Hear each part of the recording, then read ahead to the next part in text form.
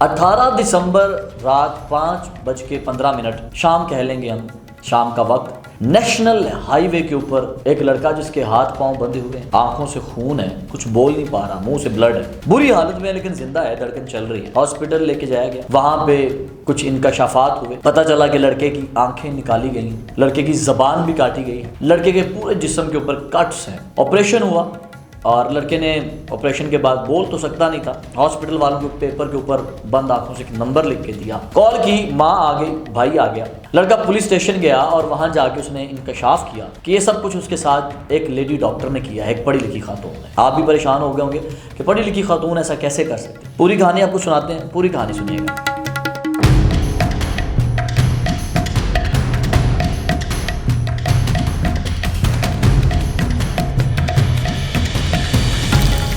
बिस्मिल्लाहिर्रहमानिर्रहीम, आप देख रहे हैं विजन वाई, मैं हूं मीर नवीद। बात करते हैं जी सिंध, सूबा सिंध का ज़िला घोटकी है, तहसील मीरपुर मथेलो। मैंने खुद ये इलाका विज़िट किया हुआ है, घोटकी का भी, मीरपुर मथेलो का भी। मैं इस इलाके को बड़े अच्छे तरीके से जानता हूँ। वहाँ गई वाक़या, बंदे का नाम है गुलाम मुर्तज़ा खोसो, लड़के का नाम है गुलाम मुर्तज़ा खोसो, एक बैंक में मुलाजिम है। बैंक में अब मुख्तलिफ आपके रैंक होते हैं, आपकी डेजिग्नेशंस होती हैं। इसकी डेजिग्नेशन जो है कस्टमर सर्विस रिप्रेजेंटेटर है कस्टमर सर्विस। और एक दिन मैनेजर से बुलाता है और कहता है कि लेडी डॉक्टर हैं जिनका नाम है सहर, आप वहाँ जाएं, उनके एड्रेस पे आप उन्हें जो हमारी डील्स हैं या हमारी जो भी ऑनलाइन वर्किंग है, आप टर्म्स एंड कंडीशंस हैं, आप उनको समझा के आएँ, ज़रा सारा उनसे मुलाकात करके, एक मीटिंग करके। गुलाम मुर्तज़ा खोसो एड्रेस पे पहुंचता है, कहता है जी मुझे डॉक्टर सहर से मिलना है। डॉक्टर सहर आती हैं, मिलती है, वो सारी मीटिंग्स होती हैं, वो बताता है, वो सारा कुछ उनको समझाता है, ये टर्म्स एंड कंडीशंस हैं, ये तरीक़ाकार है, इस तरह ऑनलाइन काम होता है, जो भी पॉलिसीज़ थी। सहर कहती हैं डॉक्टर सहर के, आप ऐसा करो, आप मुझे अपना व्हाट्सएप नंबर दे दो, कोई भी सवाल होगा आपसे पूछ लूँगी। और ये एक प्रोफेशनल वे भी है यार, एक बैंक का मुलाजिम है, एक कस्टमर है, नंबर एक्सचेंज करना कोई बड़ी बात नहीं है। ये कोई मर्द का औरत के पास नंबर जाना या औरत का मर्द के पास, ये एक नॉर्मल बात है, क्योंकि प्रोफेशनल लोगों के लिए इस चीज़ का कोई, मेरा ख्याल, इतना कोई बड़ी चीज़ नहीं होती। नंबर एक्सचेंज हो जाता है, बात होती है कंपनी के हवाले से, काम के हवाले से बात तो चल ही रही है। कहीं ना कहीं गुड मॉर्निंग गुड नाइट के मैसेज शुरू हो जाते हैं, ऐसे ऐसे इंस्ट्रक्शंस बढ़ना शुरू हो जाती है। इंस्ट्रक्शन के बाद दोस्ती के बाद ये ताल्लुक जो है इश्क मशूकी तक पहुंच जाता है, आशिक बन जाते हैं दोनों एक दूसरे के। सहर गुलाम मुर्तज़ा खोसो को बताती है कि मेरी ऑलरेडी शादी हो चुकी है और मैं तलाक याफ्ता हूँ। गुलाम मुर्तज़ा कहता है कोई बात नहीं, खैर है, मुझे इशू नहीं है, रोज़ मिलते हैं, रोज़ मुलाकातें होती हैं, हर हवाले से मुलाकातें चल रही हैं। आप समझ रहे हैं जिस एंगल से मैं बात कर रहा हूँ, एक बड़ा अच्छा उनका ताल्लुक बन जाता है। सहर कहती है चलें अब इस चीज़ को ख़त्म करते हैं, शादी करते हैं। तो घर वालों से आप भी बात करो, मैं भी बात करता हूँ। खोसो एक मिडिल क्लास फैमिली से था, एक पढ़ी लिखी लेडी डॉक्टर के मिलते, उसकी फैमिली ने खुश होना था, लेकिन कहीं ना कहीं एक फैक्टर आ जाना था कि डिवोर्स्ड शुदा ये खातून हैं, तो ये भी ज़हन में रखिएगा, एलिमेंट होता है। अब सहर अपने घर बताती है, जी मुझे ऐसे ऐसे खोसो से प्यार है और मैं शादी करना चाह रही हूँ। वो लड़की वाले कहते हैं अच्छा ऐसा करो, तुम नंबर दो हमें, तो हम पता करवाते हैं अपने तरीके से, एड्रेस दो, अगर हमें समझ आया तो हम हाँ कर देंगे। लड़की एड्रेस नंबर शंबर दे देती है, वो जाके पता करवाते हैं, कहते हैं जी ये तो बहुत ही मिडिल क्लास फैमिली से, इसका तो कोई हाइप नहीं है फैमिली की, ये तो खाने के लाले पड़े हुए इनके घर पे, और मेरी बेटी एक ऐसे बंदे के साथ बाप नहीं मानता, भाई नहीं मानते, कि ये क्या चक्कर है, हम नहीं करेंगे तुम्हारी शादी, भी हमारे स्टेटस के नहीं हैं हम लोग। तो खैर उनका ऐसी तो शहर इनकार कर दे, कहती मैं शादी करूँगी तो खोसो से करूँगी, वरना मैं नहीं करूँगी। तो काफ़ी ना घर पे लड़ाई शड़ाई का माहौल हो जाता है। लड़की के भाई या ख़ानदान वाले कज़न या सारे जो भी मर्द हज़रात जाते हैं उनके घर पे और धमकियाँ शमकियाँ लगा के आते हैं खोसो को, घर वालों को, कि हम ये कर देंगे, मार देंगे, फेंकवा देंगे, अगर तुमने हमारी लड़की का पीछा ना छोड़ा हम बड़ा बुरा पेश आएंगे। खोसो एक गरीब फैमिली से है, मज़दूर है, छोटी मोटी जॉब करता है, वो डर जाता है, कदम मरने से बेहतर है पीछे हट जाओ। वो ना राब्ता ख़त्म कर देता है, आहिस्ता आहिस्ता बातचीत करना बंद कर देता है, ख़त्म कर देता है।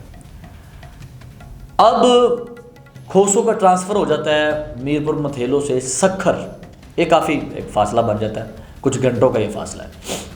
सखर, कि आप वहाँ पे जाके अपनी ज्वाइनिंग करें, ड्यूटी करें। सखर पहुँच जाता है तो वहाँ पे जो ये लड़की है सहर, ये उसे मैसेज करती है, ख़त लिखती है, ख़त ही मैं कहूँगा एक लेटर लिखती है, और कहती है कि मैं ये लेटर लिख रही हूँ कि मैं ख़ुदकशी करने जा रही हूँ, या मैं अपने साथ कुछ कर लूँगी अगर तुमने मुझसे शादी ना की, तो तुम मुझे इस टाइम अकेला छोड़ गए हो जब मुझे तुम्हारी ज़रूरत थी। बड़ी बड़ी बातें करते थे, अब घर वालों को मनाना ही तो असल काम है, किसी तरीके से मनाना पड़ेगा, तो तुम इस टाइम मुझे अकेला छोड़ गए। अगर तुम मतलब मुझे अकेला छोड़ोगे या कुछ ऐसा करोगे तो एक लेटर लिख रही है कि मैं सुसाइड कर लूँगी और मेरी मौत का जिम्मा तुम्हारे सर होगा, मैं तुम्हारा नाम लिख के जाऊँगी कि इसकी वजह से मैं मरी या ये मेरे कत्ल में मुलविस है। थ्रेट करती है।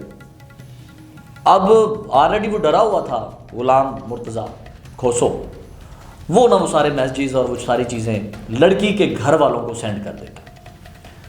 कहता ये जी देखें, इधर से आप मुझे धमकियाँ लगाते हैं, थ्रेट करते हैं, उधर से आपकी बेटी कर रही है, ये मुझे धमकियाँ लगा रही है और इस तरह सुसाइड की बातें कर रही है, तो मैं कहाँ जाऊँ, मैं तो फंस गया हूँ आप दोनों के बीच में, मैं आपकी बात मानूँ उसकी मानूँ। घर में लड़ाई शड़ाई काफ़ी होती है, क्या लड़की की इंसल्ट भी हुई होगी, मारपीट भी हुआ होगा, काफ़ी ना क्रिटिकल सिचुएशन हो जाती है। अरूज पे ये लड़ाई जो मोहब्बत है ये दुश्मनी में बदलना शुरू हो जाती है। कुछ अर्सा गुजरता है, गुलाम मुर्तज़ा खोसो एक लेटर लिखता है अपने बैंक को कि मैं यहाँ सेटिस्फाई नहीं हूँ सखर में, काम के हवाले से, रिहाइश के हवाले से, आप मुझे वापस बुला लें। कंपनी लेटर पढ़ तो लेती है, बैंक लेटर पढ़ लेता है, उस पर इम्प्लीमेंट होता है कि नहीं होता, ये अभी काम होना था। अचानक सखर से गुलाम मुर्तज़ा मीरपुर मथेलो वापस आ जाता है। उसका एक दोस्त है जो हॉस्पिटल में जॉब करता है कोई, वो उसे कहता है यार बड़ा अरसा हो गया नहीं मिले हम, तो आओ ज़रा मुलाकात ही कर लें। गुलाम मुर्तज़ा कहता है मिल लेते हैं। गुलाम मुर्तज़ा चला जाता है हॉस्पिटल में मिलने। उसी हॉस्पिटल में डॉक्टर सहर जॉब करती है। अब ये गुलाम मुर्तज़ा जानबूझ के वहाँ गया दिखाने के लिए या उसको देखने के लिए, या फिर इसको नहीं पता था कि वो वहाँ पे डॉक्टर है, पोस्टिंग चेंज भी हो जाती है, कुछ इसके बारे में भी हकाइक सामने नहीं आए। होता क्या है कि गुलाम मुर्तज़ा वहाँ जाता है, लड़के से मिलता है, काफ़ी देर बैठा रहता है, ऊपर से सहर आ जाती है। सहर इनके सामने आधा घंटा बैठी रहती है, कोई आपस में एक दूसरे से बात नहीं करते। चाय आ जाती है, गुलाम मुर्तज़ा चाय पीता और बेहोश हो जाता है। गुलाम मुर्तज़ा ने जब हॉस्पिटल से वापस जाने के बाद एक बयान दिया, पुलिस स्टेशन गया, सीधा जब घर गया ना ट्रीटमेंट के बाद, पुलिस स्टेशन जाके कहता है कि मेरे साथ जब इसने कहा ना लेडी डॉक्टर ने किया है, तो पुलिस वालों ने से ये कहा हम आपका मुकदमा लिख लेते हैं, लेकिन डॉक्टर सहर का या किसी और का नाम नहीं लिखेंगे, हम ये लिखेंगे नामालूम अफराद ने इसके साथ ये किया, और हाईवे पे फेंक के चले गए। इसने कहा भाई ये मैं बोकस केस क्यों बनाऊं, जो मुलजिमान है मैं उनका नाम लिखूंगा। पुलिस इसे बड़ा मनाती है, ये नहीं मानता। होता क्या है कि अब दोबारा इसके इंटरव्यूज़ होना शुरू हो जाते हैं, यानी कि कुछ सहाफ़ियों को पता चलता है, वो उस तक पहुंचते हैं, इंटरव्यूज़ का एक इंटरव्यू वायरल हो जाता है।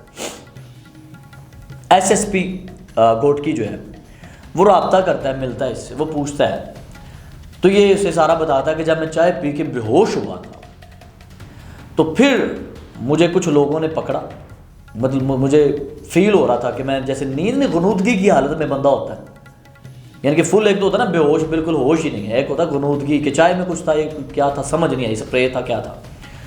तो जैसे ही वो सहर आई, थोड़ी देर बैठी, मैं चाय पी और मैं थोड़ी देर बाद बेहोश हो गया। कहता है सहर ने अपने हाथों से सर्जिकल ब्लेड उठाया और उससे मेरी ज़बान काटी। सहर ने अपने हाथों से सर्जिकल ब्लेड से मेरी आंखें निकाली।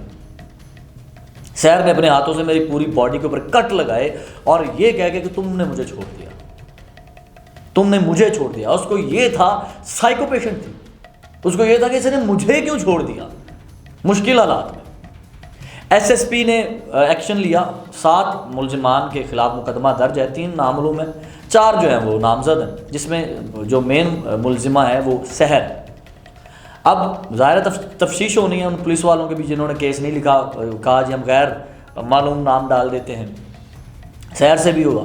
सहर का मौक़िफ़ ये है कि ये झूठ बोल रहा है, ये फ्रॉड कर रहा है, ऐसा कुछ नहीं है, मेरे और इसके जिस्मानी ताल्लुकात बन गए थे, ठीक है, हम काफ़ी क्लोज आ गए थे, इसने कुछ तस्वीर और वीडियो मेरी बना ली थी, या ज़ाहिर आप सेंड कर दी हैं कुड़ियाँ, या इस तरह की चीज़ें हो गई थी। तो इसने वो सेव कर ली थी, ये मुझे ब्लैकमेल करना शुरू हो गया था। जब शादी की बात आई और मेरे ख़ानदान वालों ने इनकार किया तो मैंने कहा मेरे ख़ानदान वाले नहीं तुमसे शादी करेंगे क्योंकि हमारी और तुम्हारी पोजीशन में फ़र्क है। तो ये मुझे धमकाना शुरू हो गया कि अगर तुम मुझसे शादी ना करोगी तो मैं ये वायरल कर दूंगा। मुझसे पैसे मांगना शुरू हो गया कि अगर तुम ये नहीं करोगी तो मैं ये वायरल कर दूंगा। तो अब मुझे नहीं पता इसके साथ ये किसने किया है। तो ये कह रहा जी सब कुछ मेरे साथ करने के बाद मेरे हाथ पांव बांधे और मुझे नेशनल हाईवे के करीब खेतों में फेंक के चले गए। मैंने ऐसा कुछ नहीं किया।